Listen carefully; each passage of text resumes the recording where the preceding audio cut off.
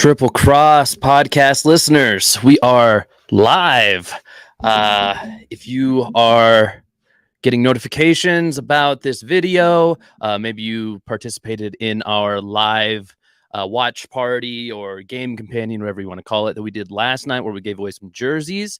We watched the Celtics and the Warriors go head to head, and we had a nice little group in here last night. I'm buying some time for some people to be able to jump in here if they so choose.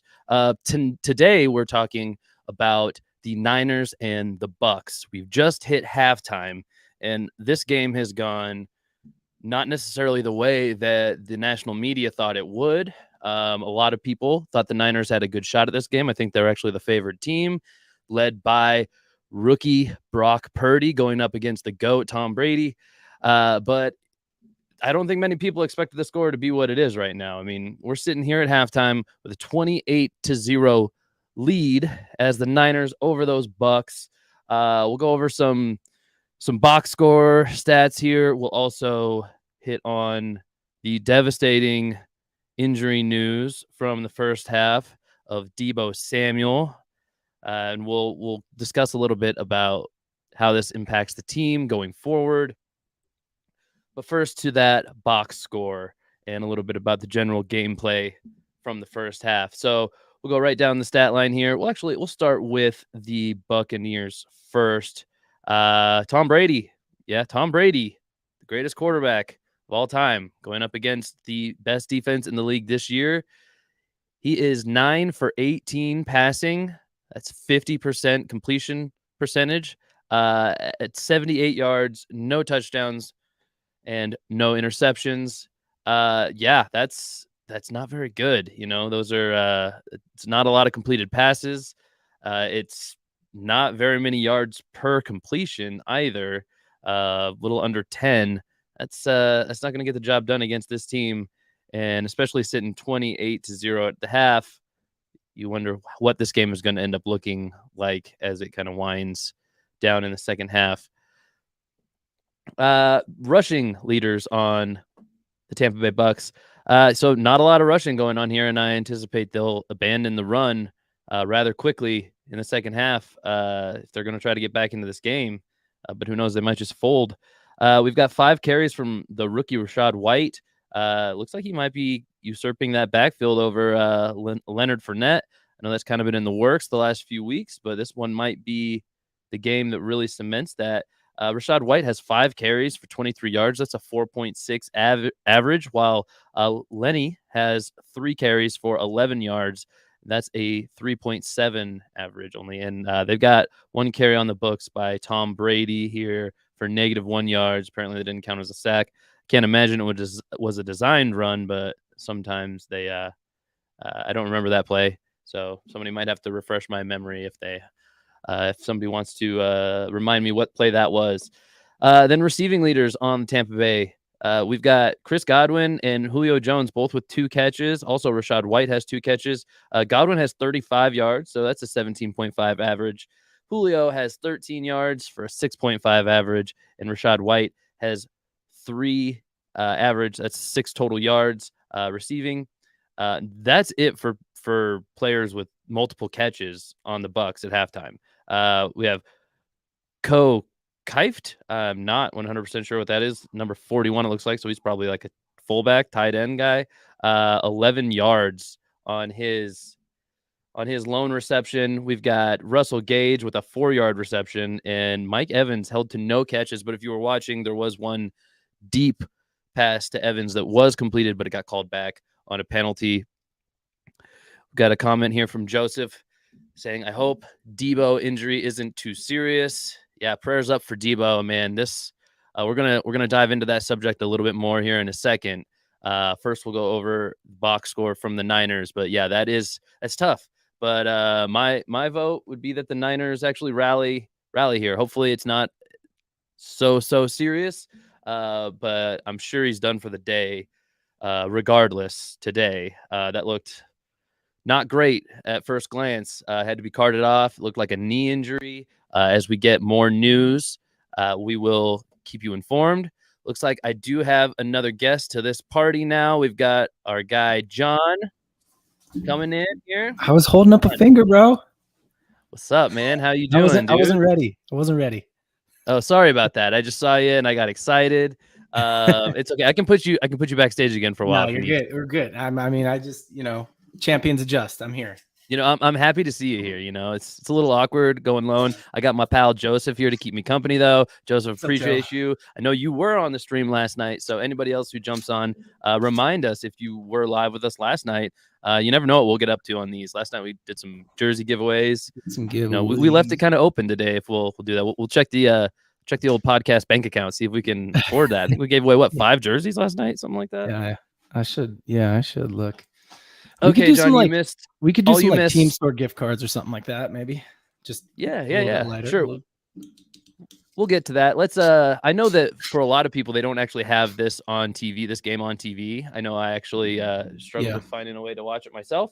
So I'm going to make sure we give the stats here. You only missed it. I went over the box score of the Bucs so far, and spoiler alert, not a lot going on there, John, just so you know. Tom Brady has a 50% completion percentage so far, and 78 yards passing with no tuds, no interceptions. So, and I don't even know if you know the score of the game, John. I know you were kind of out. No, I was out doing stuff. We're sitting at 28-0 Niners.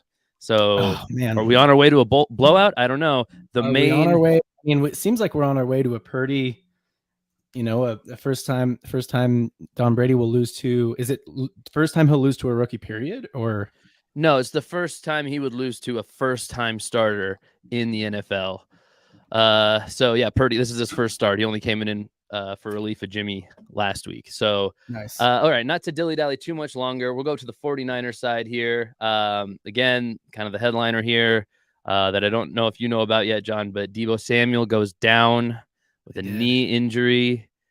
We don't know the full severity of it yet. As we get details on that, we will keep our crowd here informed. Just so everybody knows, we're going live now because we wanted to watch the first half. We'll comment on this. We'll get some discussion going here. When the second half starts, you don't need to go away. We will stay live for the second half. So if you're one of those people who doesn't have the game on one of your local channels, something like that, you have no way to watch it, you can stay here. We will give you the play-by-play.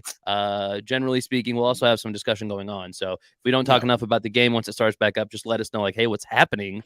I'm one of those people who can't watch. Moving to the Niners side now. Now we're getting some people in here. I know this is what most people on this channel will probably care about, breaking down the Niners. We will get to the Deebo talk a little bit more. First half stats to come first. So top of the box score, we've got our guy, Brock Purdy. Had a pretty good feeling about this guy.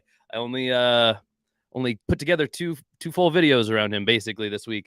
So if you haven't seen those, he's really been on Brock Purdy's. Yeah, there's Brock Purdy's a guy. I think we've got something here, guys. I think I'm not seeing any play drop off from Jimmy to Brock. He's sitting at 14 of 18 passes. It's at 185 yards and 2 touchdowns, no interceptions. Brock Purdy. I mean, he's throwing we might need to talk about whether or not this is an upgrade over Jimmy. Honestly, no disrespect to Jimmy, but Brock looks like he's just got a certain style of play that might be tough for NFL defenses.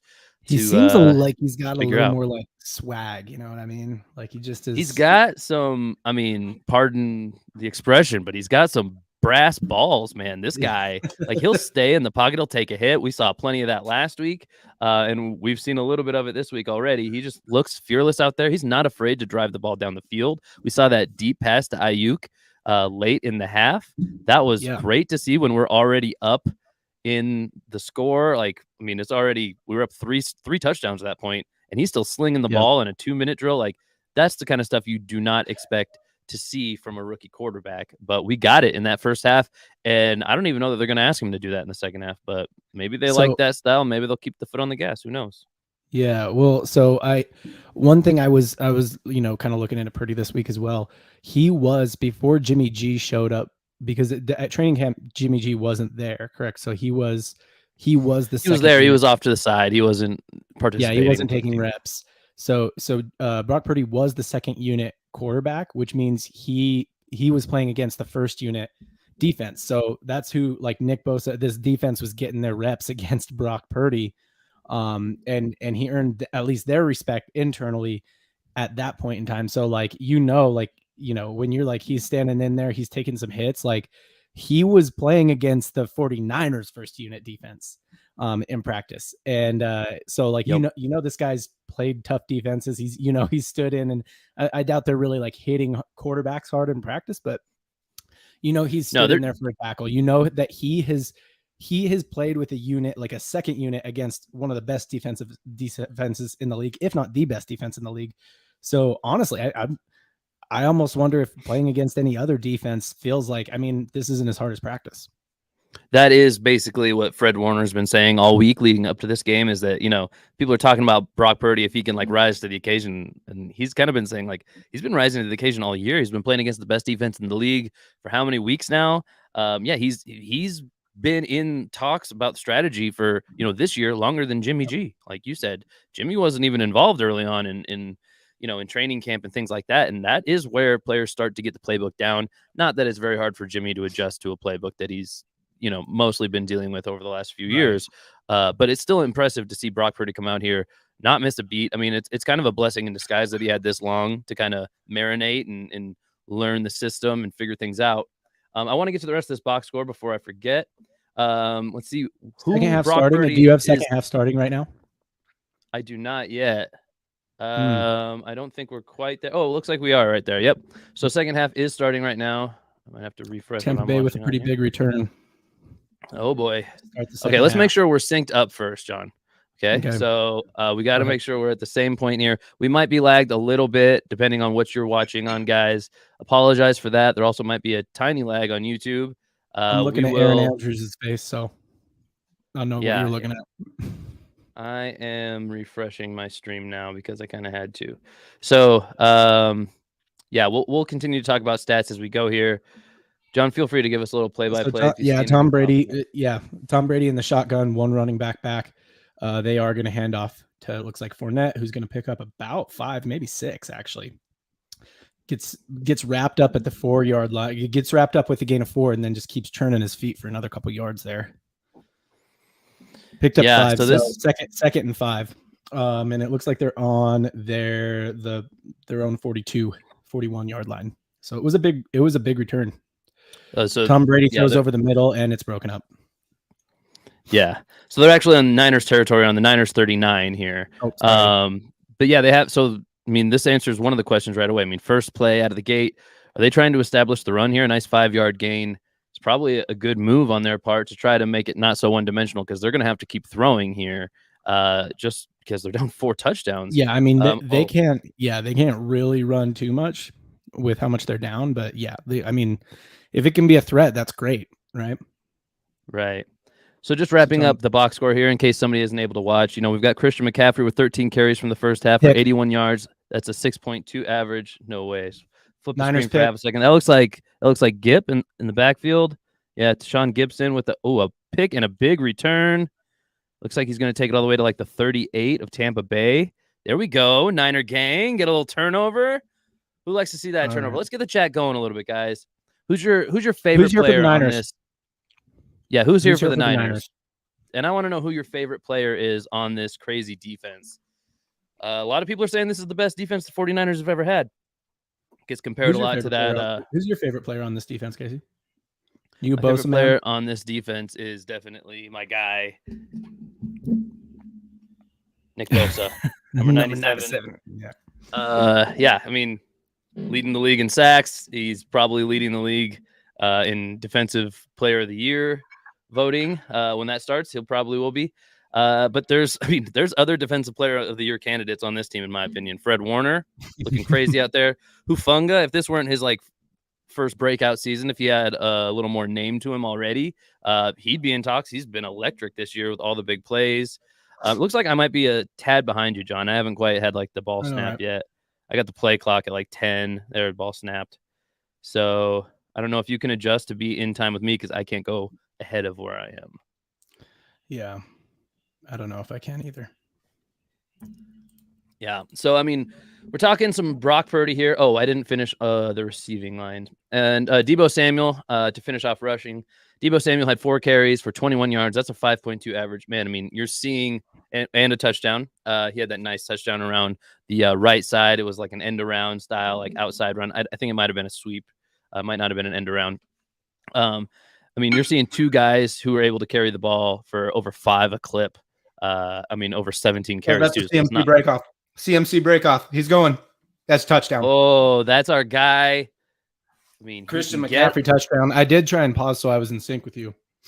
He can get out into the open field like nobody, and he can stay in the open field like nobody. And that's another. I mean, the Niners are up 5 touchdowns here. I mean, did we pick the worst game to live stream? I mean, especially starting at halftime. Who's bored actually here, though? I mean, if you're a Niners fan, you love to see this. Yeah, I mean, are you bored? I mean, I'm not. I don't know, Casey. What do you feel like? Are you like, you know what? It's nice to have a game where I can just relax. Yeah, no. I mean, it is nice that it looks. I don't want to, predict anything too early. Of course, it's the GOAT. It's Tom Brady. He's been kind of making a habit of doing these like late game comebacks, but yeah, I mean, we're sitting here at 35-0 lead, and Todd Bowles, the head coach for the Bucs, is looking pretty sad on the sidelines. So I think the Bucs are going to fold here soon, and we'll see some. McCaffrey didn't even really get touched. You know what I mean? No, like that's what that man can do. And for anybody who wasn't able to see it, yeah, that was from like the 42-yard line or something like that.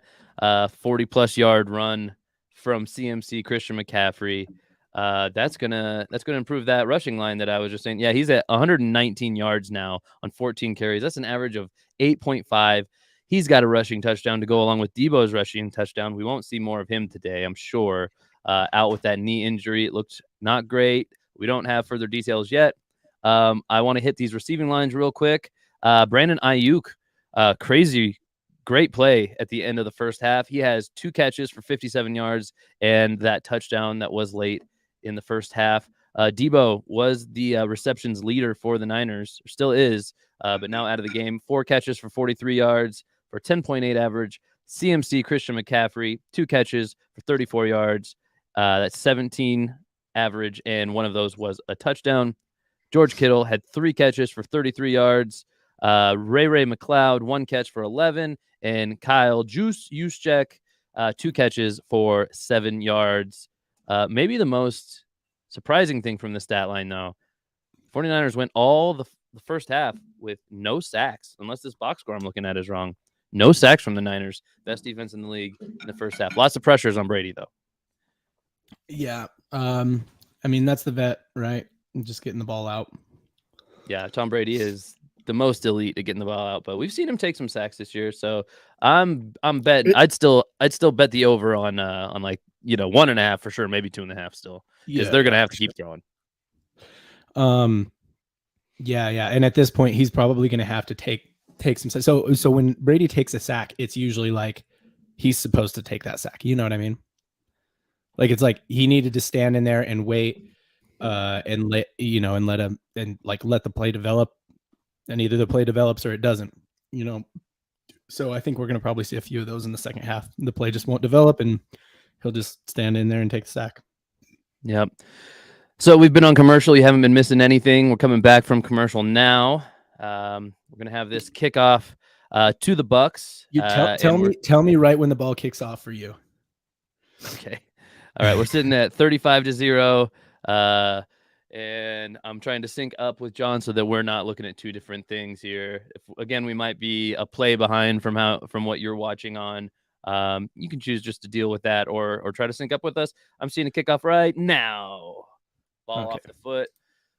And we're at 14:01, 14, 13:59, 13:58, 13:57. And man, they pinned him pretty far back there. Special teams doing their job. Okay. I mean, the Niners really seem like they're firing on all cylinders here. Yeah. I should be pretty close here.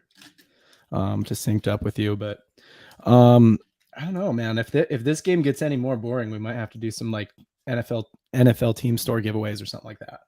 Some gift cards. I do have Red Zone up on another screen here, so I can try to give us some highlights from other games if they pop up.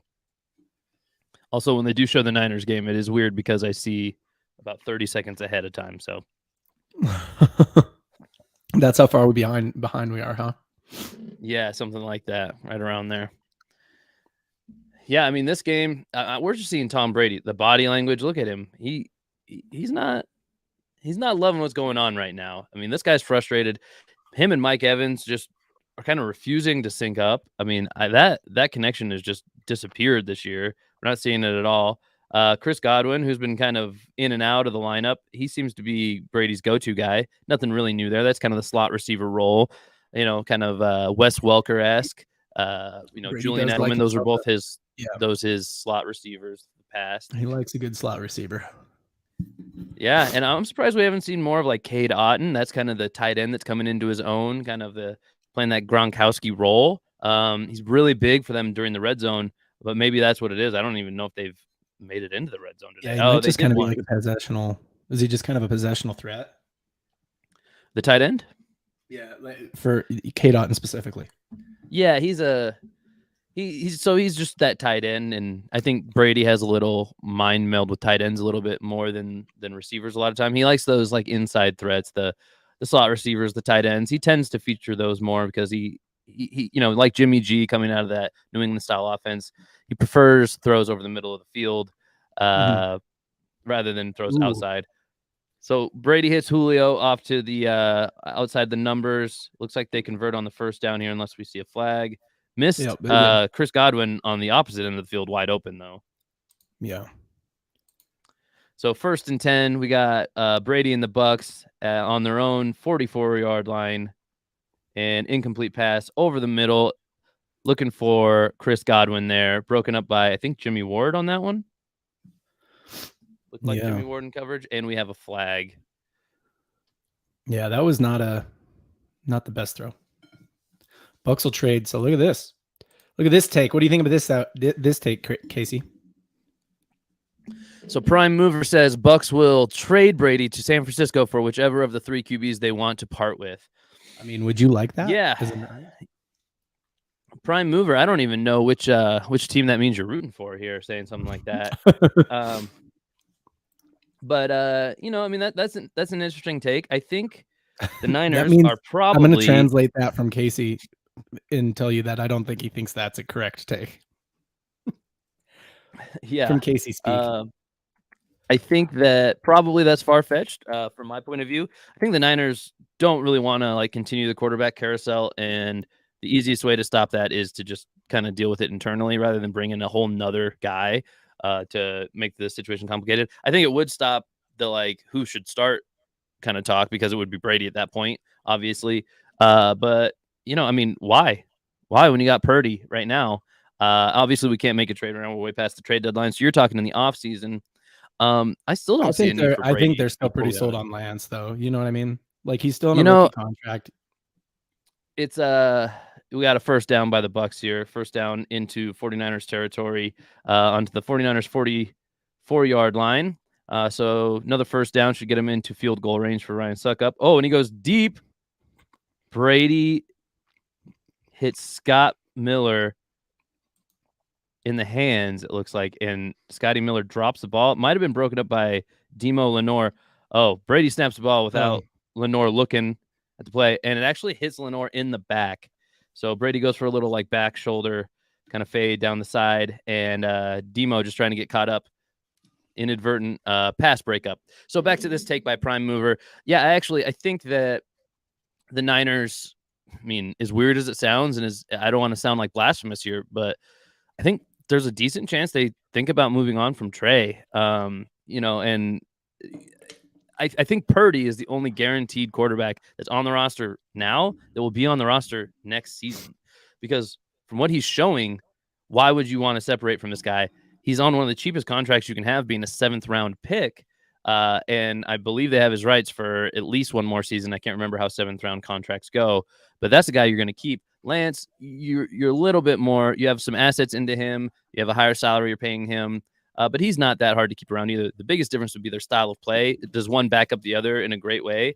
Honestly, if Brock Purdy does some incredible stuff for the rest of the season, that could cause a QB controversy between Purdy and Lance, and that would be something that would be tough to decide who should start in that point. Right. But if you were to move on from somebody, and this is just a hypothetical, I don't know if it'll happen. I'm not saying I want it to happen, but if you were to trade Lance, who has that high draft capital, you could, theoretically recoup quite a few assets for a guy of that caliber. Hold on to Purdy to be the future and be the starter, and re-sign Jimmy, who off the injury. Oh, Another pick. another pick from the Niners defense. Dre Greenlaw bats it up to himself. There was pressure on Brady.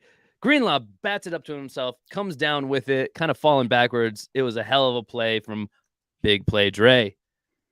Just to wrap up my thought here, wow, that was like a volleyball spike up to himself, and he didn't even go down right when. That guy's athletic. That's a guy I want to see stay around. I think he's in a contract year. We got to keep that linebacking core intact, though. Yeah, so back to my quarterback thoughts. We've hit commercial now. Turnover. Niners have the ball in their own territory. For anybody who doesn't know what's going on in the game. Yes, our defense is incredible, Joseph. I agree. TCAP says he's not a 5-stage clinger. He promises. That's okay, man. Make sure you like this video and you're subscribed and you hit that bell icon so you get notifications about whenever we go live here. You can cling to us all you want, man. We appreciate it. Yeah, so just to wrap up my thoughts on the QB stuff. Actually, I think Lance it's an option to think about getting rid of him because you could sign Jimmy G to another contract. Probably a decent price now because I don't know that he's getting starter money coming off of another injury. Is the confidence still there by somebody else? Who knows? He's the perfect guy to back up Purdy, though. Lots of years in this system can help him prepare. If Jimmy needs to come in, he's the perfect replacement for Purdy because of the similar play style, even if Purdy might be a tad more aggressive. And yeah, Jimmy, I mean, he's the same Jimmy. I think the play is there, but he can't stay healthy. That's the kind of guy you want as the second QB, not the first. Because if your first QB is going to go out and never be there for the playoffs, that can't be your first QB. Hopefully, Brock Purdy has what it takes to stay healthy. Sometimes that more aggressive play style just makes you make decisions quicker. And a lot of times, even when like a hit happens, as long as you're the hammer and not the nail, then you might come out okay. NFC Championship game, Niners, Eagles. Yeah, I mean, that's kind of what it's looking like to me. Who else would be in there? Vikings, maybe. Cowboys. Yeah, I think the Vikings definitely are worth a mention there. I don't think they're out of the race by any means. The Vikings are just like such a two-faced team. You never know who you're getting. I know. Yeah. To be fair, you could say the same about the Niners, but lately they've really been showing more one consistent. Side. Yeah, I mean, Prime Mover did end up agreeing with you. Bad take. So here's my next question to you, Casey. He says we should draft all offensive linemen and draft or trade for a couple. Well, yeah, let's say, okay, Casey, tomorrow the Bucs call you up and they're like, hey, come be our GM. What's your move if you're the Bucs GM? Like, if you're the Bucs front office, what moves are you making in the offseason? Well, I think the Bucs, it depends how the rest of the season goes. I mean, it's not a guarantee they make the playoffs. I mean, we're probably looking at a team that goes to 6-7 here. They're in a pretty bad division, so they're still in the playoff hunt, even with a subpar record. As long as they make the playoffs, I think you got to kind of reload and go again with Brady, unless there's another situation there that we don't know about, some kind of friction with the team. But, with all the stuff that's been going on with Brady, I think there's a good chance he decides to play a few more years. I don't know that even if you aren't confident you're getting a Super Bowl win, I don't know that it makes sense for you to move on from Brady as the Bucs. And that kind of informs a lot of QBs. Yeah. And that informs a lot of the decisions you make on other parts of the roster. You need to stay competitive. Can't switch to youth completely. Maybe at one group, one certain position. We're back with the game. A 2nd and 6, Niners ball on the Bucs 28-yard line. Got a flag before the play, though. Joseph says our defense is incredible. Absolutely. He also says Purdy's playing well. He is balling. Absolutely. Casey, little compliment from TCAF here. It is pretty fire, isn't it? Like that. Thanks, the camo, man. Like, yeah. Also, TCAF, thanks, man. One like. Everybody smash those likes. The reason that we want you to smash the likes is not just because of our egos. It feeds the YouTube algorithm and tells more people like, hey, you might want to join this as well. So yeah, and we're accepting of all fans here. I mean, it's no surprise. We do have a comment here asking what teams we like from Game Lover. Thanks for the question, Game Lover. I think it's pretty clear which team I'm in favor for in this matchup. I'm a San Francisco 49ers fan, and John, he roots for the Minnesota Vikings. That's his favorite team.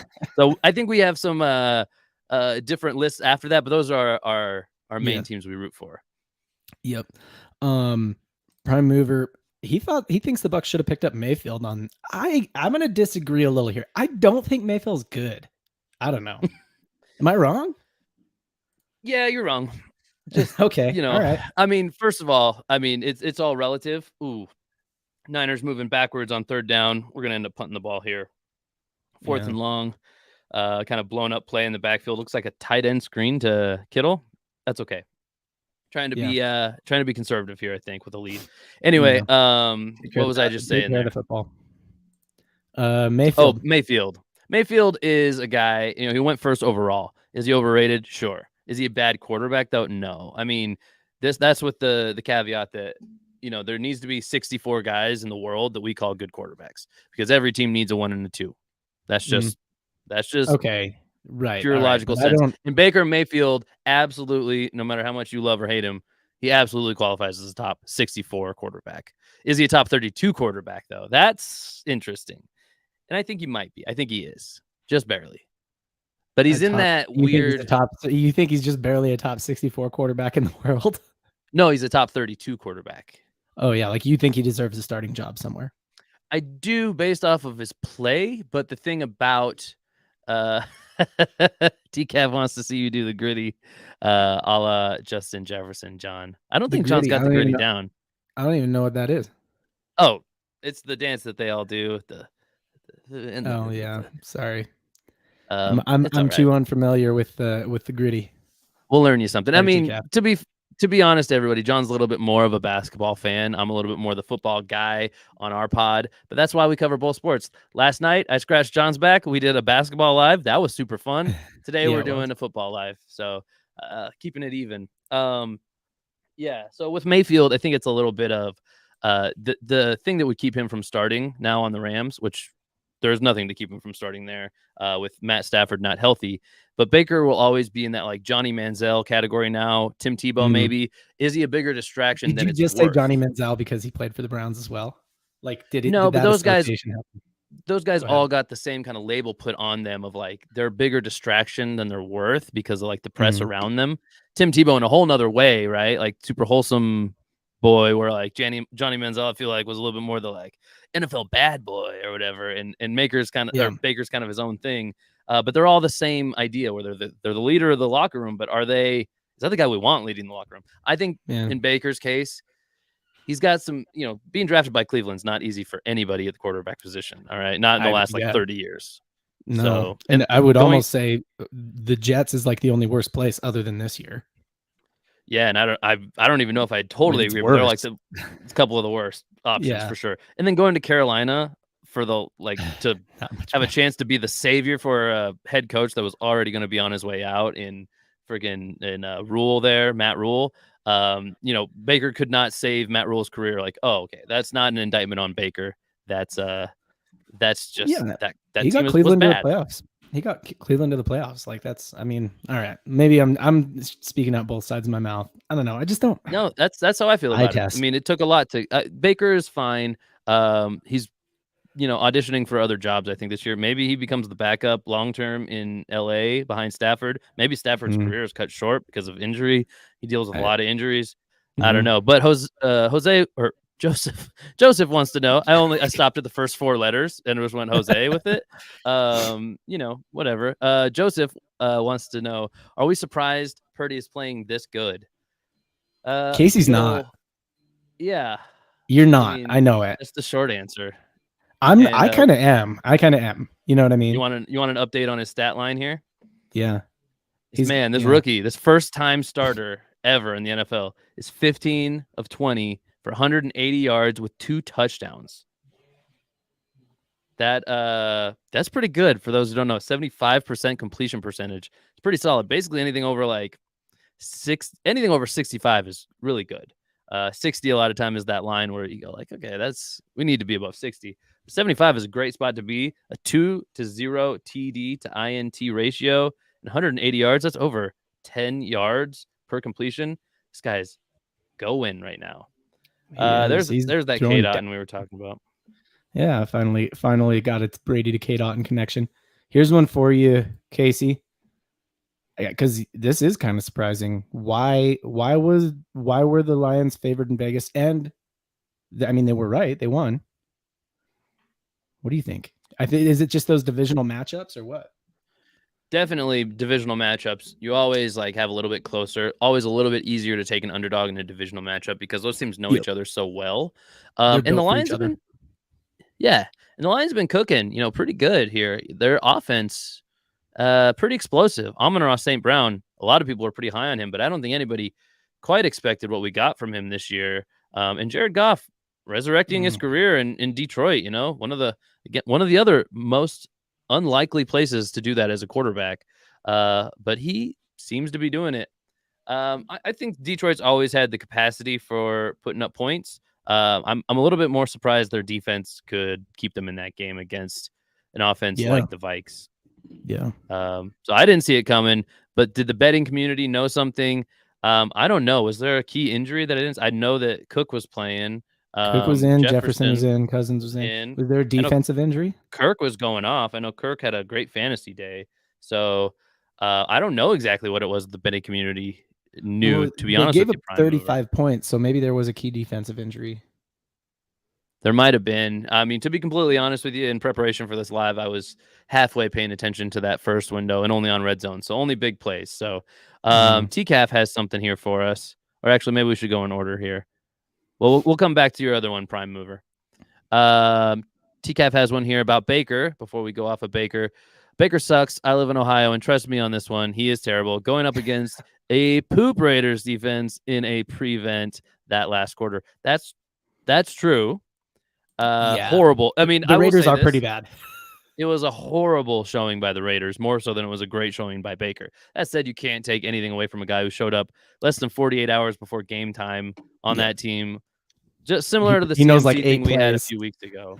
Yeah, exactly. Like, he's still jumping in, doing what he can, and they did pull it off. So I try to be consistent with that stuff. I was impressed when Purdy can come in relief of our quarterback and There's do a little the thing. Mike Evans connection there from Tom Brady. Yeah, I mean, they're doing a little graphic on screen now about how to fix the connection between Brady and Evans. But if I'm being honest, I never really thought that connection should have been the thing that they focused on the most. I think if you ride with Brady, Evans seems like a natural target just because he's such a good receiver. But like I said before, Brady's a little bit more about targeting guys over the middle of the field rather than outside the numbers. And Mike Evans really shines in like single coverage on the outside of the numbers where he doesn't get any help. The defense doesn't get any help from over the top safeties. Brady just got chasing saved by an incredible block right there. Yeah, Brady getting chased all over in the backfield there. We got Jimmy Ward down. Jimmy Ward has one of the most extensive. Was that Fournette who set that block? Who was it? Might have been. He was, yeah. So we got the replay here. So Jimmy Ward was after him. Yeah, Ward's coming in almost free, right between. Looks like right outside the incredible cut block to save his quarterback there. Did he come off? Kind of not really a cut block. It was more of like a.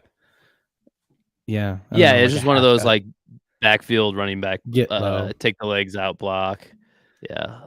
That was good. Good quarterback protection there. Because Brady hadn't even turned around yet. He was going to get tackled before he even turned around. Yeah, Brady. I mean, this is how the game has been looking. The Niners defense are not necessarily getting home on Brady, but they are able to keep him, off balance, off script. The game plan is not coming together. He looks up out of play action, and they're already there. You know what I mean? Prime Mover has a fashion tip for me here. He says, if the NFC Championship game is Niners and Eagles, then I need to wear something other than green. Casey is wearing red right now. Yeah, Casey, it's okay. You're wearing red. Don't listen to him, Casey. You're wearing red. Casey's colorblind. He doesn't know he's wearing green. Give him a break. I had no idea, man. Like, what are you guys talking about? Don't worry. He's got the other shade of red that the Niners wear is red. Well, it's all good. Okay, here. Let's get caught up on some of these comments. Joseph thinks the Cal should pull the starters now. I mean, we're getting close to that territory for sure. Do we have another quarterback? Yeah. I mean, as fantasy players, we like to see these huge stat lines, but at this point, I pretty much agree. Maybe give him another series or so. I'm a big fan of pulling the starters after like a nice drive as opposed to like a give, like, here's the last one. We're calling it the last one no matter what. If they fizzle out and it's 3-and-out, I'd say put him back out there. Give Purdy a nice way to end the game for himself, confidence, and going into the next game. If they don't have another quarterback, then I don't think they should. We do. We have Josh Johnson signed last week, which is another interesting choice because Josh Johnson, for anybody who's aware of his play style, he seems like he'd be a better fit to back up Lance than Purdy. He's been in and off the Niners for the last few seasons. Maybe he's just like next guy up. It's just a coincidence, but interesting to have another like more mobile guy as that backup. So yeah. Wow, they're showing a replay of that Ward injury, how Fournette hit him, and that was a little more violent than I thought it was. I mean, it was a clean play. It was clean, but it was a hard block. Oh, Brady. I mean, usually you're feeling okay physically in the matchup between a running back and a safety. As the safety, you feel okay about that. Similar size position. He got him right under the pads, though. Well, I mean, Ward is maybe a tad bit undersized as a safety, especially for how hard he hits. He's pretty Fournette's fragile. A pretty beefy running back too. Fournette is, exactly. That's where I was going with it. He's that's not exactly the first running back you choose to get hit by as a defensive player. No. Oh wow, and we're getting called. That was close. A late hit on Brady, which Ebukam. It was technically a late hit, but yeah, it was. He little kind of rolled up ticky-tack on him. Definitely not intentional. No, yeah, a that little one's ticky-tack, tough. but Brady completes over the middle there. That's all right. Prime and mover, then to the Prime Mover asked, could look it up when I'm lazy. What are San Francisco's last 4 games? I got you, bro. Yeah, I mean, I know that they're all wins. Oh, last 4 games. I got it. Yeah, Niners over Dolphins. No, I think he's talking. What are the next? Oh, games? Okay. Yeah, the next 4 unless games I'm wrong. Prime mover. Yeah, so Niners Seahawks next week. Niners Commanders the following week on Christmas Eve. Niners Raiders on January 1st, and the Niners Cardinals on January 8th. So really, they should be able to win out. If you were asking for the last 4 games, they beat the Dolphins 33-17 last week. The week before that, they beat the Saints 13-0. The week before that, they beat the Cardinals 38-10. And the week before that, they beat the Chargers 22-16. Niners, I bet they'll pass at least the Vikings in the NFC. Maybe the Eagles might be uncatchable if they keep playing like this. Yeah, the Eagles control their own destiny, I think. Yep. As much as I hate to say it.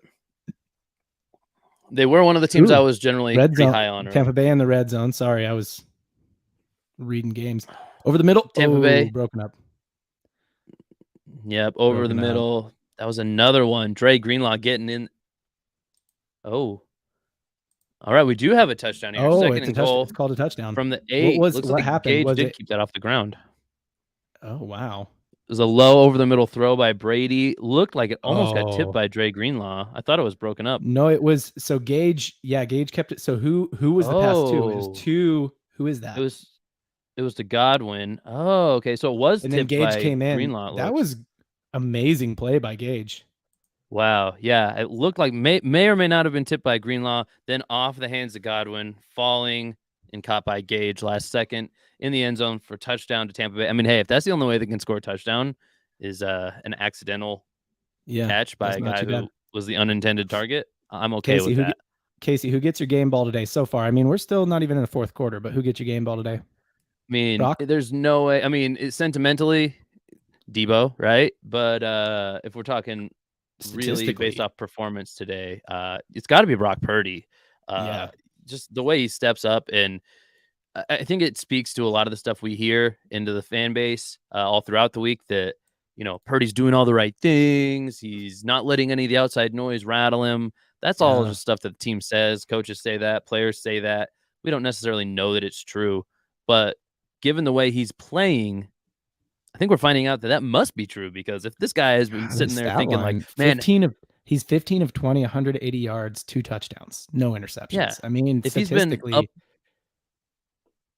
statistically, that's his game ball. Yeah. That's all. If he's been friggin' worried about this game and up all night thinking about this matchup, it's not showing here. I don't think he'd be able to play at this level. So he's distributing the ball game ball for the entire league today, Casey. I think you've been kind of prepping for this one. You might not have been watching the other games as much. Oh, for the entire league? Yeah, I really haven't been watching as much. In these first 2 blocks, at least. Let's see off the top. I mean, maybe Jared Goff. Jeez, I mean that's to me an upset, but Goff did well. Like I said, I wasn't really watching that game. Points. Put up 35. 34. 34 points. Okay, sorry. Who's counting? So they are reviewing this, it looks like, or they're just replaying it. I don't know. Saying that maybe he was down when he caught it because his knee was down. Actually, John, they are scoring review. Yeah, every scoring play is reviewed here. John, actually, I did see a good amount of the Titans game, and your guy, Derrick Henry, did have himself, a pretty average game, really, for Derrick Henry, but pretty normal Derrick Henry game. Yeah, I'll read the stat line off here. I mean, I'll start off. I'll kind of go backwards. He had 2 fumbles lost today. So starting off like that, and that seems weird for a player to highlight as maybe spotlight performance in the first window of games. But even with those 2 fumbles lost, he had 17 carries for 121 yards and a touchdown on the ground with 5 targets in the game, 3 of those for receptions and 34 receiving yards on those 3 catches. That is a little uptick in production through the air for a guy like Derrick Henry. They're basically in the mode of usually they don't risk throwing it to him. You know what I mean? Like usually they're like, just hand him the ball. Like what we need to get fancy here. Just get the guy the rock. So this is interesting. Prime Mover actually thinks Niners are going to go 3-1 over those next 4 games. Casey, if there's a game you think you're most worried about, so Seahawks, Commanders, Cardinals, Raiders, which one is it? I'd say Commanders. It's or Hawks. Those divisional matchups are. Yep. Yeah. It's a divisional matchup. It's a short week. So even for a guy who's showing out like Purdy here, he's just barely getting used to like the 7-day rotation of preparing for. Are they on Thursday? I mean, he's only done that once. He's only done it once as a starter. And now he's playing on Thursday next week. That's the Thursday game. Okay. Yeah. So he's only going to have a handful of games to even prepare here. So that's going to be a tall order. And the Seahawks Commanders are a shakeup team though. Like you never know what you're going to see. But I don't think they're taking down a team of the Niners caliber. They've pulled out some wins against good teams, but nobody on the level of the Niners, because I'm not sure there is a team on the level of the Niners right now based off of what we're seeing. But I do think the Seahawks could give them a run. Aside from the Seahawks, I think we end the season on a 3-game win streak, which is where you want to be for sure. Yeah. We got a thing here by Prime Mover about the Commanders. Is the Commanders game at Washington or in San Francisco? And it does look like it is in San Francisco or Santa Clara for splitting hairs. So yeah, I'm not too worried about them. That one's on a Saturday, by the way. That's the Christmas Eve game. Oh, that's right, because it's Christmas. Yeah. And Christmas is for basketball. Okay. So this is interesting, Casey. Buck fan, Prime Mover's asking. He's saying our local sports guys are morons. Let me ask you this, Casey. If you are a Bucks leaning commentator, what's your commentary on the Bucks tomorrow morning? Man, it's not good. It's not good. The offense looks bad. The defense looks bad. Special teams hasn't done anything to stand out and change the game either. I think the main point here has to be the defense. The Bucs have had to be led by their defense to win games. They are not this offensive powerhouse that you would hope with Tom Brady at the helm, and especially with all the weapons they have. They're a defensive team when they win ball games, and they can't shut down this rookie first-time starter, which we know as Niner fans, anybody who's a Niners fan, that he's not just any first-time starter, maybe, but to the rest of the league, that's still who he is, and it's unacceptable to be a professional NFL defense just getting shredded by this rookie, man. I mean, if I'm the Bucs leaning guy, it's all bad, and they need to go back to the drawing board. I mean, they're in territory of like somebody's got to get fired from this coaching staff at least. Like, that's what I was going to say. Is it a personnel issue? Is it a coaching staff issue? They have some players on defense, man. I love Antoine Winfield. So do you think it's a scheming issue here? I mean, definitely. They got to be, especially with this rookie. We saw that Purdy can be composed with like a zero blitz, even off of last week, because the Dolphins just started zero blitzing him like crazy. They need to be dialing up something and changing things up. They needed to come in ready to adapt more than the Niners offense, because the Niners offense is already built to adapt. Yeah. If you come in with one rigid defensive game plan and you're down, you end up down 5 touchdowns at one point in the game. I mean, something has to change. You can't just keep doing the same thing. So I'm a little let down by that defense. I expected this to be a closer game, even though I thought the Niners were going to take it. Yeah. So this is funny. The consensus will be Brady's lost it and should retire, and we need a passing/running QB. Well, what do you want? You want Jameis Winston back? Like, you know what I mean? Like that's it's not like the Bucs were any better before Tom Brady came. That's my opinion, but I'm not a Bucs leaning commentator. They definitely weren't any better before Brady. I mean, Brady kind of resurrected the franchise in a way. I mean, people got excited about Brady too, and that's the thing you don't always hear a ton about from analysts. It's not just about their gameplay on the field; it's about what they bring to the team as far as excitement from the fan base. Man, Jordan Mason, for any of you guys that are kind of tearing them up.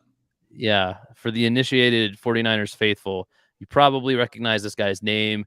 I guess he'd currently be RB2, maybe RB3 on the depth chart, depending on the Tevin Coleman kind of thing. It seems like him and Coleman kind of switch around, but obviously we've got CMC, Christian McCaffrey at the top of the depth chart. Then you've got guys like Elijah Mitchell, which he's been out for the majority of this season, came back for a while. He's out again. He should be the RB2. We traded away Jeff Wilson right before the trade deadline to the Dolphins. We saw how that's working for him.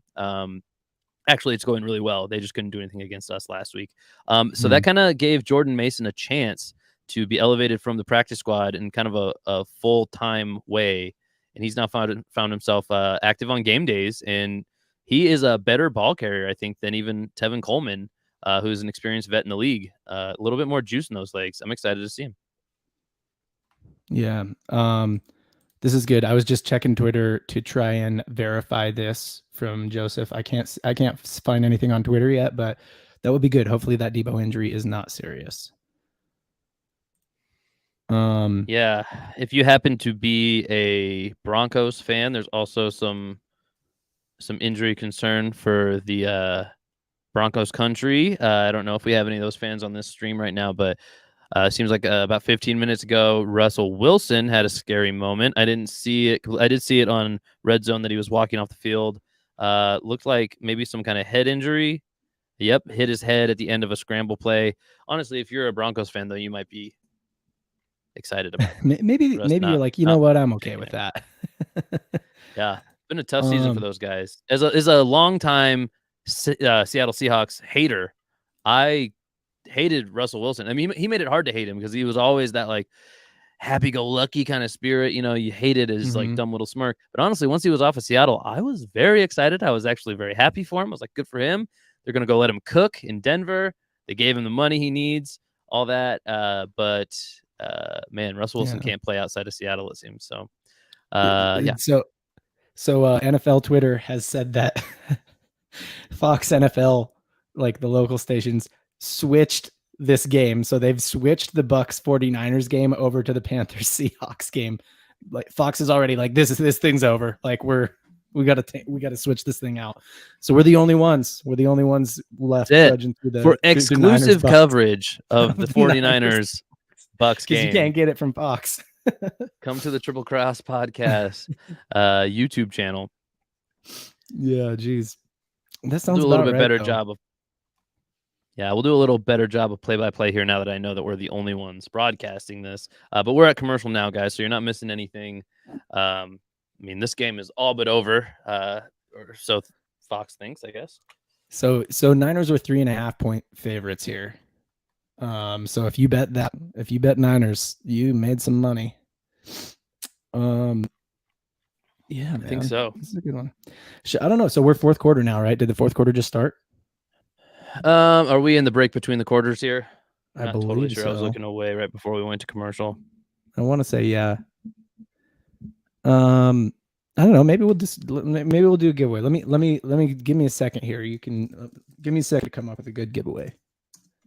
If we can get let's not just give it away to him. I mean, we need to make sure we got some people interested in the giveaway. I don't even know if people right. like free stuff in this. Yeah, hit the like button and jump in the chat. Let's give him maybe a like goal, maybe a like on the video goal or something.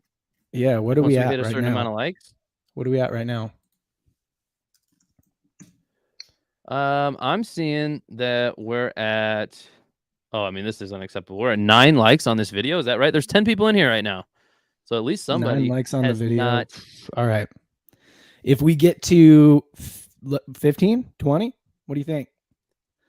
Let's give him a 15. Yeah, let's make it. All right, let's go 15. If we get to 15 likes on the video, we will give away a $50 gift card to the NFL store, so you can just grab whatever NFL gear you want or get $50 toward whatever NFL gear you want. So 15 likes on this video. Like the video, jump in the chat, tell everyone what you're gonna get if you win the gift card. I don't know, something. But yeah, let's get to 15 likes. That's pretty good. I know, that's only 6 more likes. All we need is 6 more likes on this video. We'll give away a $50 gift card, and then maybe we'll do something else after that. I think we can do it. 6 more. So, John, as somebody who watches fewer NFL games and even fewer 49ers games, what are your impressions here? Just as you're kind of casually watching this game, not a lot of background on Brock Purdy. What do you see from this young man? Okay, so this is interesting because I have a football, I played, but I don't watch a lot of NFL. John was in the NFL. I played. Yep. Yes, I did. I played college football, and and FCS. No, I'm just kidding. John was an NCAA Division I athlete on scholarship.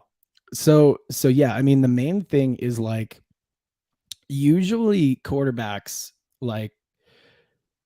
he's a pocket passer. He doesn't seem like he moves a lot. He doesn't play extend. He doesn't do a lot of that stuff. But the big thing with pocket passers for me is always what are their veins like? Do they got ice in their veins, or they have that boiling hot lava in their veins?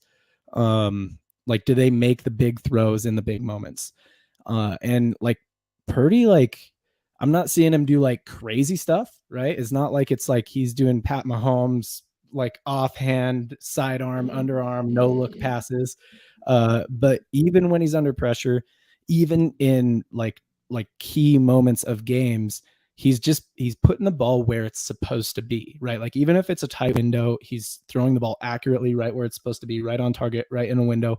I was a defensive back, and the main thing as a defensive back is hey, give the quarterback the smallest possible window, right? Because a lot of times there's receivers, it's you're not going to shut them down, right? They're just too good. You're not going to clamp them up so much that they're not going to catch anything. It's make it so that quarterback has to put it in such a tight window where only they can get it. And Purdy does that even when there's pressure. And that's the biggest thing with a pocket passer, right? A guy who can play extend, a guy who can run. A lot of times you see them maybe not doing that so much, and it's not as big of a deal. But a pocket passer, it's the ability to put the ball in a tight window when there's pressure on them or when it's a big down is the key. So that is what has made Tom Brady so great over all these years, is that he's just got that ice in his veins. So if that is what we continue to see from Brock Purdy, then we could be seeing the development of a really great, all-time great quarterback. Yeah, I mean, we don't want to get too far ahead of ourselves with Brock Purdy and all the crazy momentum. He's the next GOAT, obviously, but we'll wait until that actually happens. But I agree with you. I mean, generally speaking, at least, he's a little more mobile than Jimmy, probably. Just probably a little less injury history, a little more confident, kind of breaking out of the pocket and running. But he is typically more that pocket passer.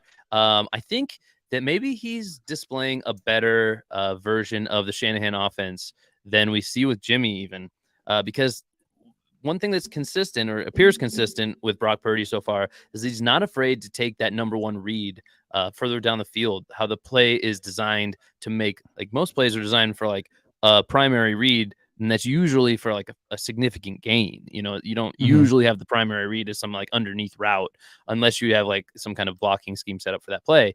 So where Jimmy would check down the ball a lot, we're seeing Brock Purdy drive the ball up the field a little bit more.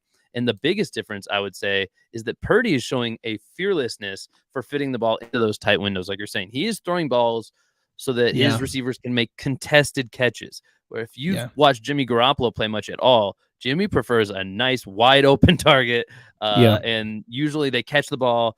Even if they have to like change the momentum completely, they get that yak yards. We know Jimmy's great at feeding his receivers for yak yards. We're back in action now, back from commercial break. The Bucs have the ball way back in their own territory because that punt by Mitch Wishnowsky pinned the Bucs back in their own 20-yard line, as he's done so much this season. I think he's leading the league in pinning teams inside their own 20-yard line. I think they started on their own 12. There was an 8-yard gain pass across the middle, I believe it was. So we're facing 2nd and 2, but we do have another injury on the 49ers. We have, I think I missed who this was. Defensive lineman. Oh, it's Kerry Hyder. Defensive lineman Kerry Hyder. He's got a couple trainers under each arm. He is walking off the field. And Jimmy Ward back in the game. Eric Armstead been out a lot of the season. He is healthy today. We see 2 captains right now on the broadcast at the same time. Nick Bosa and Eric Armstead lining up next to each other for only like the 3rd or 4th game this season, something like that. They're currently both stacked on the left side right now. That's a lot of pressure, a lot of talent for that offensive line of the Bucs to have to deal with. And they run it up the middle to the 20-yard line for a new first down. Man, John, okay, so same question here. We just talked about, you're getting some of your first looks at Brock Purdy in extended gameplay here. Same thing with this defense. I can't imagine you've watched a ton of their games this year, but what are you seeing from this Niners defense? This drive, maybe they're giving up some plays, but I mean, overall, today, not a bad day. Tom Brady with a 10-yard completion outside the numbers, but finding a wide open guy. It's exactly what I said earlier. It's like, oh, Brady deep.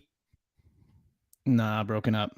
He had that, though. If he would have led him more, then that would have been a completion. It's kind of the same thing I said earlier. Every time Tampa Bay gets into like some kind of play action or some kind of like whenever they're trying to get some kind of action going where it's like, hey, let's do a 2 or 3 read thing. Let's get some play action going, or it seems like the Niners like defensive front is there before Brady's really able to look up and make any reads. You know what I mean? So it's like the Niners are sort of forcing Tampa Bay's offense into a single read or into like kind of a situation where it's like, if you want 2 or 3 reads, then you're just going to have to sit a shotgun and run a pass play.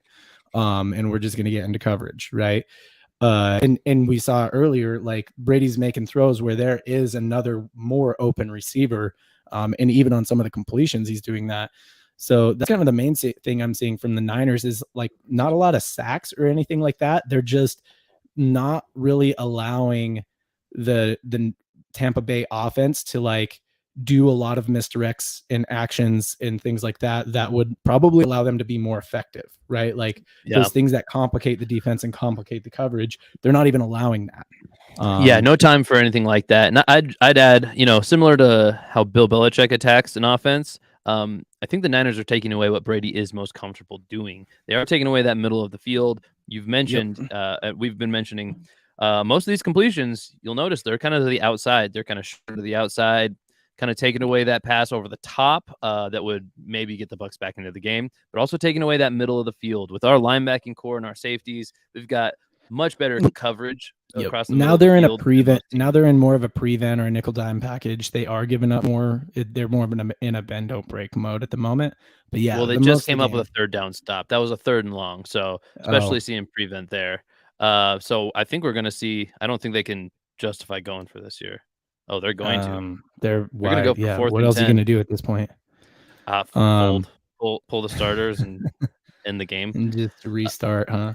Which is what Joseph wants Kyle Shanahan to do for the 49ers. He says it's pouring now, which, yes, it is raining pretty hard there now.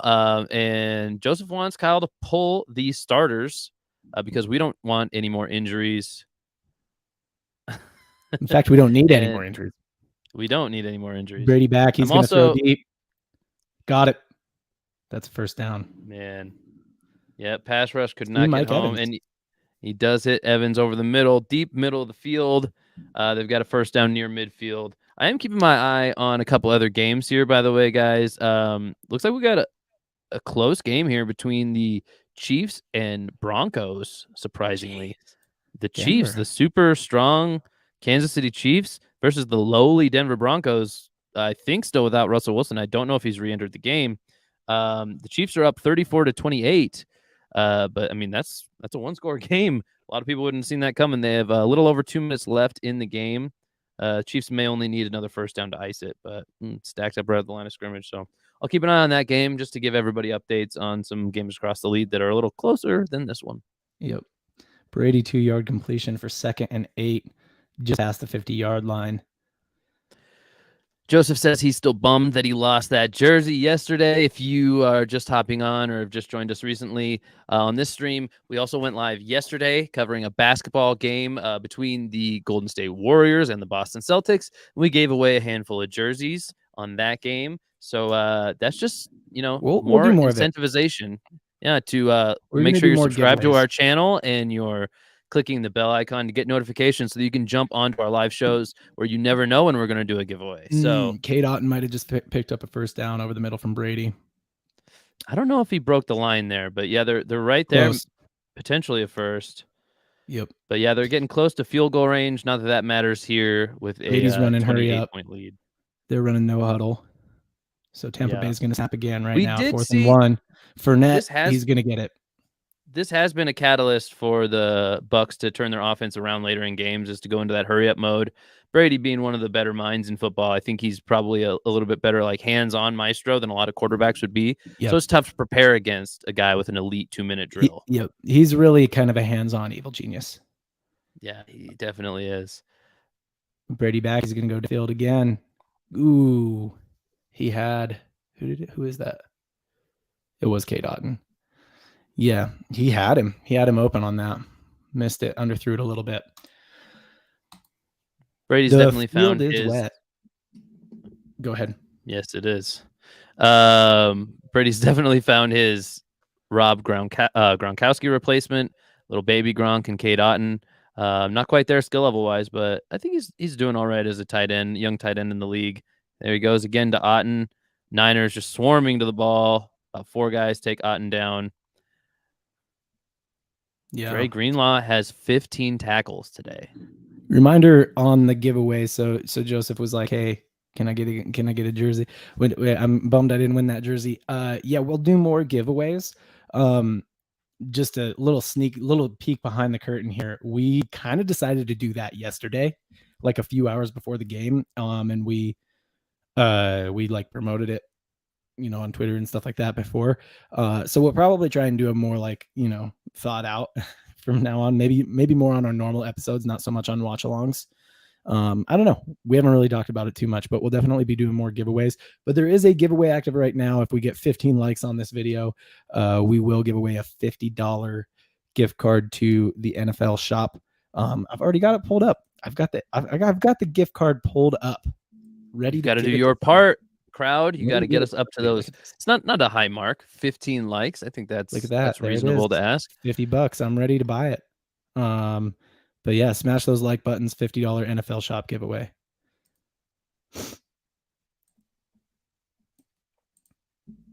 How we doing here? What's going on? I distracted us from the game. 8:22 left in the fourth quarter. 35-7. San Francisco leads. Buccaneers have the ball in San Francisco territory. I think we're getting a review here of a play. Looked like a catch outside the numbers, a short pass catch outside the numbers that looked like it was going to be for about 7 yards, a few short of the first down. And then it looked like a catch fumble that was recovered by Leonard Fournette, where he picked up the ball and ran it another 5 yards or so past the first down marker. I think that didn't look right in live time to me. I think it was one of those circumstances where the refs are trained to let the play out now and then go back and make sure the call was right. Because if they whistle it dead, it's hard to say what would have happened with the recovery if players aren't going for it. So they let the play go, and now it's being reviewed. I think they're going to reverse this. I think it probably wasn't a catch to begin with. I think it might have been an incomplete pass. But so the ruling on the field is catch and fumble. It looked that way. Yeah, it looks like they called for a first down. But like I said, I don't know if they actually believe that. But we'll see. Yeah. No, but I do like that play on mentality because it sucks when it actually was a fumble and they whistle it dead. It's the worst. Casey got the Twitter handle up there. Give him a follow on Twitter at Niners fan, man. It's going to be a whole lot of Niners tweets, but that's all right. If you're here, you're probably a Niners fan. Like, you're probably not watching this game anymore if you don't like the Niners. You're muted, by the way. I don't know if you meant to do that, Casey. Yeah. Sorry, I was on mute there. We've got 11 people in here right now, or we have about 11 people in here. Not bad for a show we didn't really promote ahead of time. We just kind of wasn't sure if I'd be able to watch this game live, so it's very nice just to be able to watch this and be able to do a little stream for everybody who's in here. Hopefully we can do this a little more often. Yep. We're on a commercial break right now for anybody who can't see. and if you are just joining us, we are going to give away a $50 gift card to the NFL shop as soon as we hit 15 likes on the video. We're sitting at 11 likes right now, so 4 more likes on this video. We're giving away a $50 gift card to the NFL shop. So and then once we hit 15, I'll have you all hop in the chat and tell us you're here so I can pick somebody who's here. All right, what do we got? It's going to be Bucs ball. 4th and 8. Looks like whatever it was called on the field.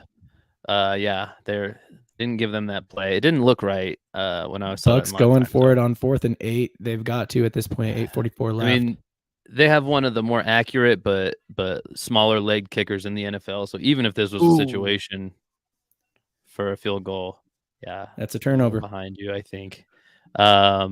Incomplete pass off to the right. The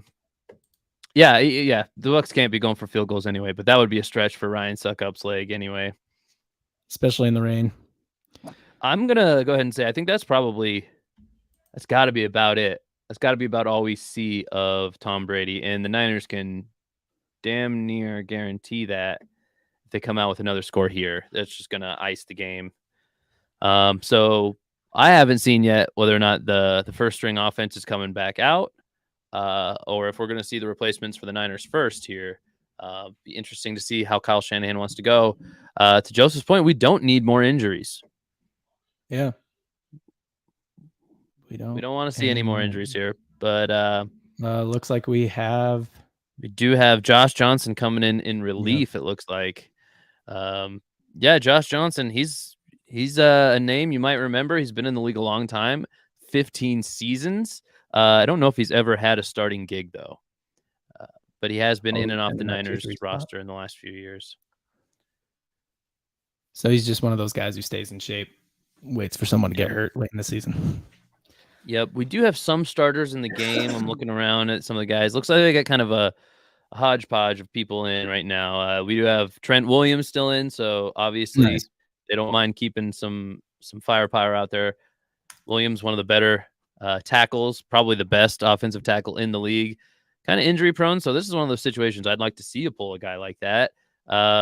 Giving Jordan Mason some run in the backfield, and Kyle Juszczyk is still in there, starting fullback.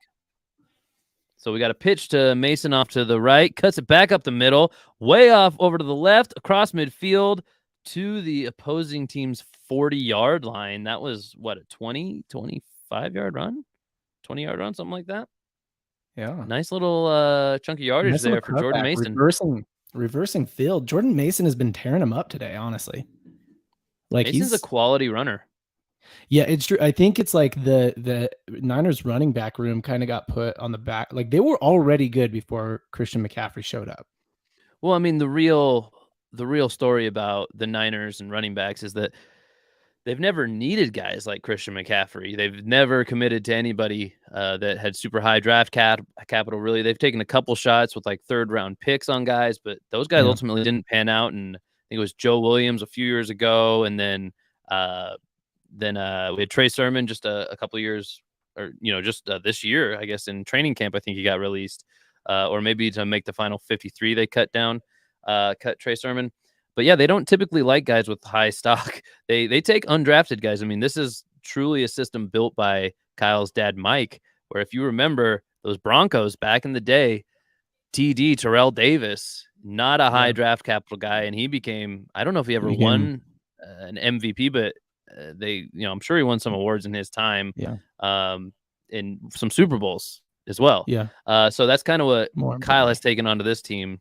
They take guys like Raheem Mostert, undrafted guy, and they turned him into a pretty solid player in the NFL now on the Dolphins. That's kind of what they do is they take these like undrafted or like late round guys and they make them look like first rounders. Yeah. So not surprised to see Jordan Mason playing out here. So we are up to 12 likes on this video. Reminder, if we get to 15 likes, we are going to give a $50 gift card away to the NFL shop. Can get some NFL gear up for the, Christmas season, or buy somebody else. You could always use it as a gift on somebody else, but who would do that? Who would do if you got a $50 gift card to the NFL shop, Casey? Would you buy someone a gift, or would you just buy some Niners gear? I would probably buy some Niners gear. We've got an end around to the left to Ray McLeod, who gets 4 when they needed 5. That was the 3rd and 5 play. We're Go for it. Out at the 40-yard line or so of Tampa Bay. So we're across midfield. Interesting to see what they will do here. I don't know if this is field goal range. No. Oh yeah, they're going to attempt a field goal. Sorry, Yeah, I'm a little ahead of you. I need to stop. Yeah. Yeah, it's tough, but it is what we're doing here. And just for anybody who cares at all, the Chiefs did pull out the victory against the Denver Broncos. Not that anybody expected anything else, but that was closer than we thought.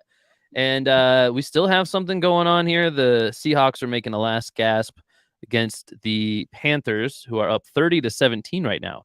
So Geno Smith for MVP. Those voices are pretty quiet right now.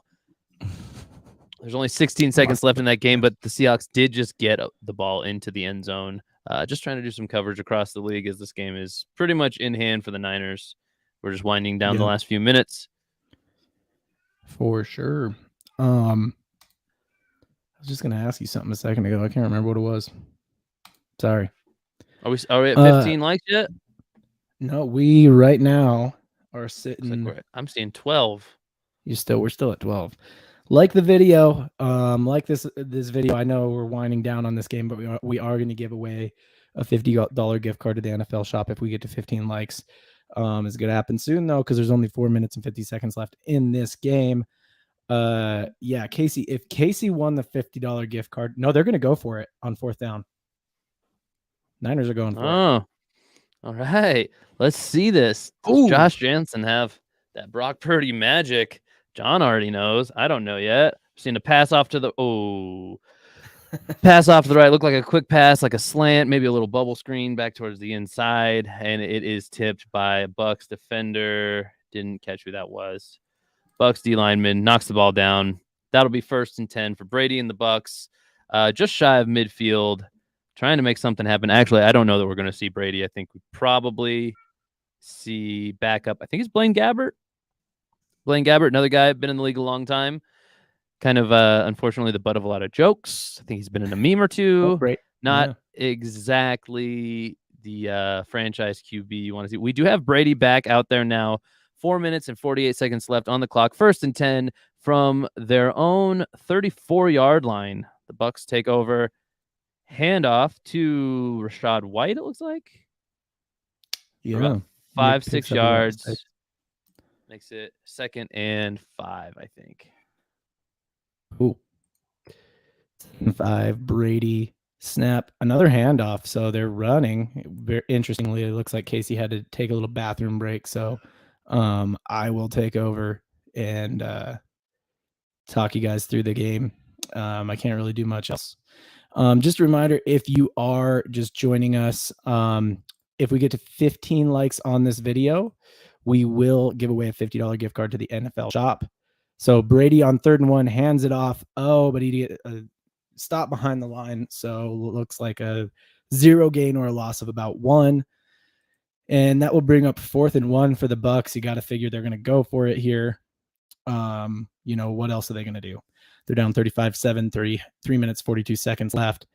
Brady is not operating from the shotgun. So another handoff and stopped in the backfield. Looks like a fumble and recovered by the Niners. 4th down fumble recovered by the Niners. Didn't matter. It was going to be a punt, or it was going to be a turnover anyway. So Niners field position's about the same either way. Looks like there's about 9 people live with us. Make sure you smash the like button on this video. We will give away a $50 gift card once we hit 15. We're currently at 13. Start hopping in the chat. If you're here, hop in the chat and tell me what you're going to buy if you win the $50 gift card to the NFL shop. If it's me, I'm probably going to buy a Vikings hat. You know, I'm rolling with my Vikings this year. They're actually playing pretty well, except for today. So if it's me, I'm buying a Vikings hat so that I can rep them. I don't have any Vikings gear. I'm more of an NBA fan, but yeah, that's what I'm getting with that $50 gift card. So hop in the chat, let me know what you're going to get if you win it, assuming we get to 15 likes. We're currently at 14 likes. So make sure you smash that like button. Once we get to 15, we are going to give away a $50 gift card, and we're almost there. Casey's back. Casey's back from the bathroom. I know you're all worried about me, but I've made it. I didn't realize we were going to say I could have been doing anything, but, you know, we'll just let people know what's going on. Oh, yeah. No, I told him right away you had to go to the bathroom. So it's cool, bro. So I didn't really keep your secret. I didn't know if I was supposed to. Oh, we got a fumble on 4th and 1. Niners yeah, we already knew that. All right. Well, that's cool. Come on, man. John. John's really spoiling my future here. Okay. I don't know that was going to happen. Azeez Al-Shaair comes up with the recovery. That guy. Yeah. If anybody knows anything about this team, they'll know that we have probably the best linebacking core in the league. I think Jimmy Ward, safety, nickelback, hybrid DB, comes up with the forced fumble. And Azeez Al-Shaair with the fumble recovery, he's our 3rd best linebacker, if you can believe it. And I think he'd be at least the 2 on just about any other team. Plays Sam for us typically, as we have Fred Warner as the Mike, and of course, big play Dre Greenlaw as our Will. Yep, we are sitting at 14 likes. There's 13 people in here right now, so make sure you smash the like button and get us to 15. Man, still sitting at 14. Joseph's going to buy a Niners hat if he wins. Hop in the chat. Let me know what you're going to buy when you win. I'm manifesting. I'm going to manifest that we're going to get to 15 likes and we're going to give away a $50 gift card. I think it'll happen, shop. You know. Yeah. We have 10 people in the chat right now, so I'm willing to wait. There's somebody. Tom Brady is just mean mugging right now. He is not having a good day. He's, you know, just not happy. Not a happy guy. Yeah, I wouldn't be happy to get beat by a first-time starting rookie either. It's funny because it's like it's such a different, like, this is such an interesting thing about football that, like, a lot of times we look at it as a quarterback matchup. They're not even on the field together at the same time, you know what I mean? But that's like how we look at it. And given, yeah, look, Brock Purdy has played a lot better today than Brady, but I would put it a little more on the defenses, right? Like San Francisco's defense has been like so much better than the Tampa Bay defense that I think kind of allowed Brock Purdy to play pretty well. The San Francisco defense hasn't really allowed much from Brady. Yeah, I don't know that it's not like he's made bad decisions or a lot of bad throws or anything like that. Yeah, I think even the national media, that probably wouldn't be too big of a shock. Niners defense, number 1 in the league in just about every single category, which is not typical of the number 1 defense in the league most years. Usually there's, you know, they excel at one kind of defense, rush or pass defense, and they're like so at the other one. I mean, the Niners, I know they lead in, you know, I think they're first in like rushing yards allowed, passing yards allowed, like passing touchdowns allowed, just basically every category, points, you know, allowed in the game, yards allowed. I think it's just about everything, honestly. You know, I could look it up and get all the real stats, but why do that when I can just claim that they're the best? Yeah, yeah, come on. You're talking about the national media. Like, you think we have to have stats to back ourselves up? Like, we can just have opinions. What I think is more shocking to people who didn't have the faith is the fact that the Niners put up 35 points with their QB3, rookie, first-time starter, 35 points, and they stopped trying basically the whole fourth quarter. So, I mean, I think Brock got one series here in this quarter, and that was it. Like, yeah, this kid. That's it. We score touchdowns with this guy. That's another thing not to be like forgotten. There are no field goals today. Yeah, I mean, Pulling up the Brock Purdy quote from earlier this week. He's been playing football, talking about Tom Brady. He's been playing football longer than I've been alive. That's true. Tom Brady has been in the league for 23 seasons. Brock Purdy is 22 years old. Yep. Absolutely. I think, Purdy was born. Oh, God, I can't remember all the things. You hear all these things leading up to the match. He was born in the year 2000, man. Yeah, and that's something that was. I think that's what it was. Purdy was born like the week after Brady played his last college game or something. I don't know, something crazy like that. Because Brady was drafted in 2000. Yeah. Wow. That's Brady's been playing 23 years. That's pretty. Also, does it feel wild to you that people who are born in the year 2000, like there are people who are born not in a year that started with like a 1 that are now playing like professional sports? That's weird to me. I don't love it. Yeah. Makes me feel old. That's for sure. If you're a bartender or something, I used to bartend back in the day. I haven't for a few years now, but if you're a bartender, you're used to checking IDs and you're kind of looking at that date that goes up one day at a time. Right. You're looking for that 21 years old kind of date. Like, what age does somebody have to be, or what day do they have to be born in what year to be 21 years old? And it's been a while now that people who were born this century after the year 2000 have been able to legally drink alcohol in the United States.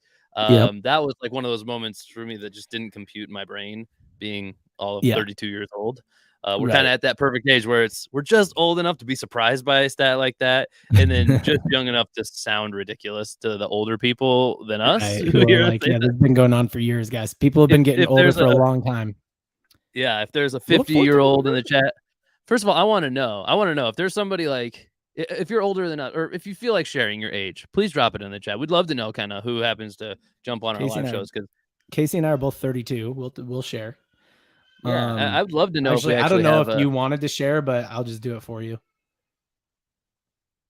Oh, go ahead. I already said we're both 32. Yeah, I don't know if you wanted to, but it just it came out. It doesn't matter to me. I'm not embarrassed about being 32 years old.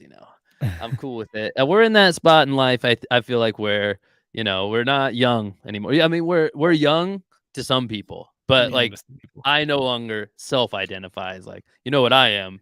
I'm a young guy, not that. But also, Niners converted a 4th down there, and now they are taking a knee, running it out. So Niners win 35-7. Did they even have any field goals, or was it all touchdowns? They had 5 touchdowns. Sorry, 7 touchdowns. No, 5 touchdowns. Sorry, math is hard. 5 touchdowns, huh?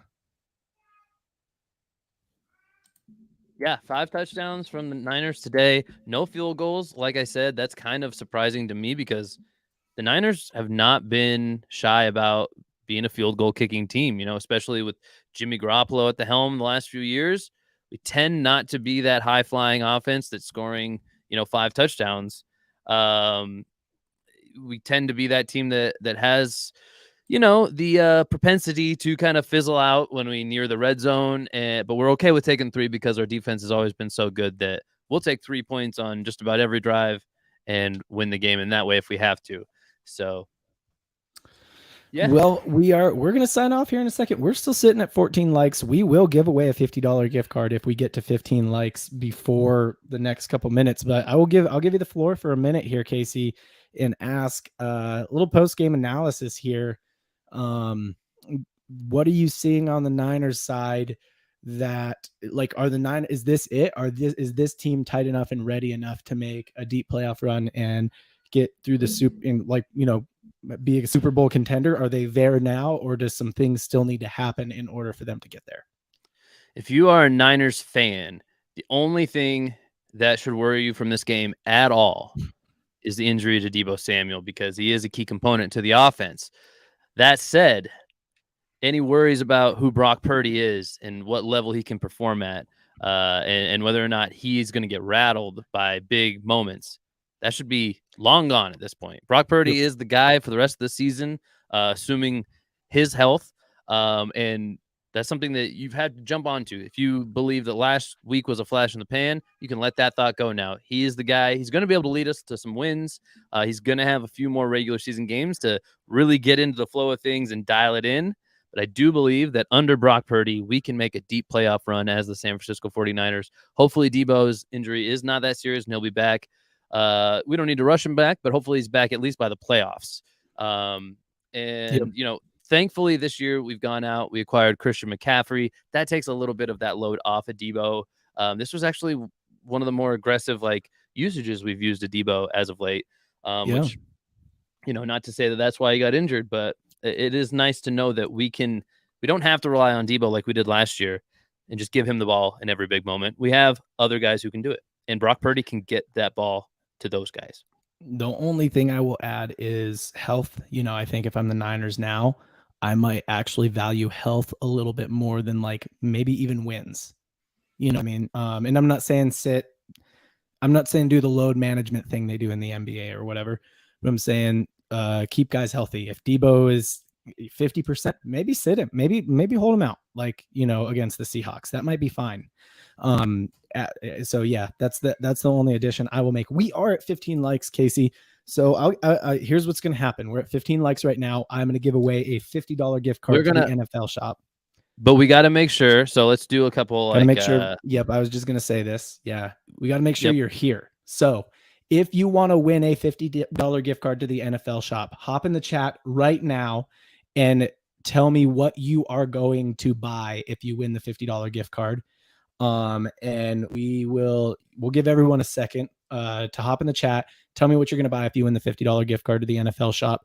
And Casey, on the other side of it, tell me about the Bucs. Now, are the Bucs in a position to make a deep playoff run? As of right now, they should be in the playoffs. Are the Bucs in a position to make a deep playoff run? Are they in a position to be Super Bowl contenders? If not, what adjustments do they need between now and the playoffs to be where they want to be? Okay, so just looking at the Bucs now, it looks like we do have updated standings from the NFL. Bucs are now at 6-7. They are atop their division, even though they're below 500. So they're only one game ahead of the Panthers and the Falcons. And only 2 games ahead of the Saints. Just to be totally honest, that whole division is kind of just one cluster right now. Yeah, so not the whole division sucks, but they also are close. They suck altogether. What does that mean for a team like the Bucs? What it means is that you can't sleep here. You have to actually qualify for the playoffs first and foremost, which I think is pretty crucial to, like I said earlier, it's pretty crucial to keeping Brady around. I think Brady does have more seasons as a starter in the NFL, and I think he can even put up some deep playoff runs in the next couple of years if he remains in the league. I do not think he will stay on a team that didn't make the playoffs. I think he'll have some options in his contract, whether or not this is his last year.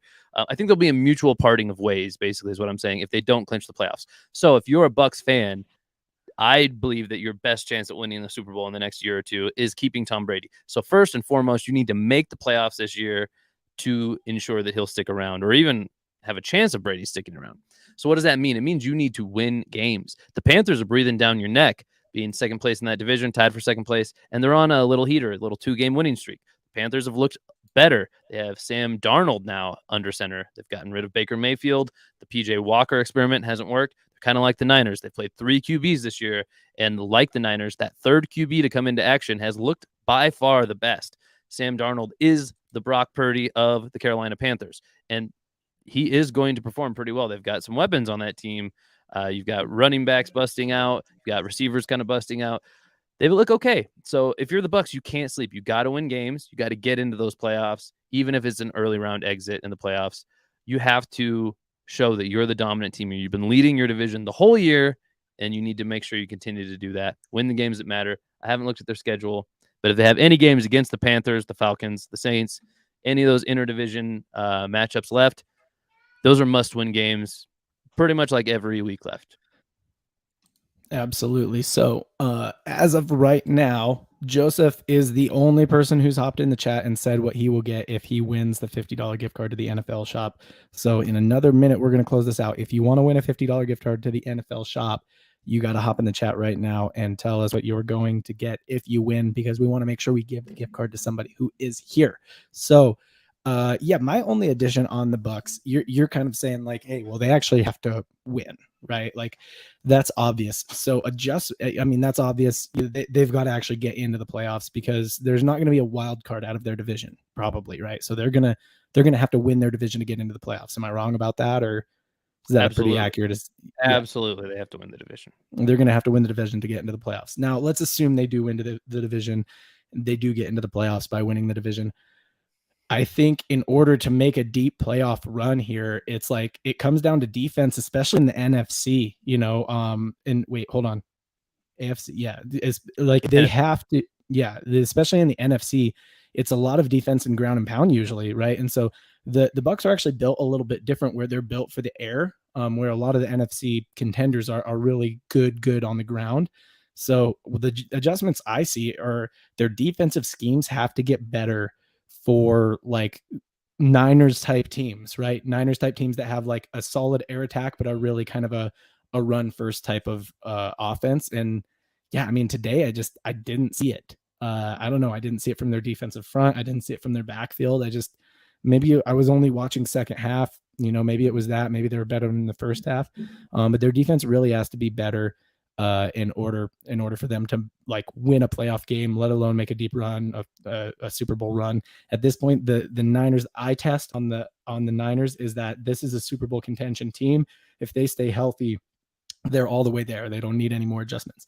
The eye test on the Bucs is this is not a team that is really a contender and probably won't win a playoff game unless they make some defensive adjustments. So I did pull up the last 4 games for the Bucs. They have a tough matchup next week as well, coming off of this tough one. It's looking bleak. They have to play the Bengals next week.